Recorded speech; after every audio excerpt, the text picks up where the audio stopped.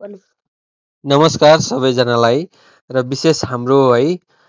आज चाहिँ हाम्रा गाउँका आमाबाबा अनि मेरै घरकै आमाबाबाहरूलाई पनि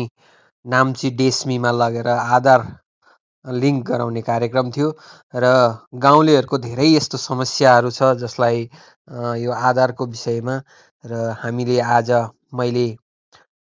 आफ्नै गाउँको बाबाआमा अनि घरको बाबाआमाको पनि आधार लिङ्क गराउन लगेँ र यस्तै अब कतिजना बुढापाकाहरू हाम्रो अप्पर सामाटारका बुढापाकाहरू जो पनि हुनुहुन्छ है जसको आधार कार्डमा मोबाइल नम्बर लिङ्क छैन भने हजुरहरूलाई पनि म पालो गर्दै है तपाईँहरूको त्यो लिङ्क गराउनेछु र यो एउटा गाउँको सेवा हो र गाउँको सेवा गर्न हामी कदाचित पछाडि सर्नु हुँदैन र बुढापाकाहरूको सेवा गर्यो भने उहाँहरूको आशीर्वाद आफ्नो साथमा रहनेछ भन्दै हजुरहरू सबैलाई आज एक लट हामीले आधार लिङ्क गरायौँ र अर्को लट फेरि पनि हामी यो गर्नेछौँ भनेर हजुरहरूलाई भन्न चाहन्छौँ।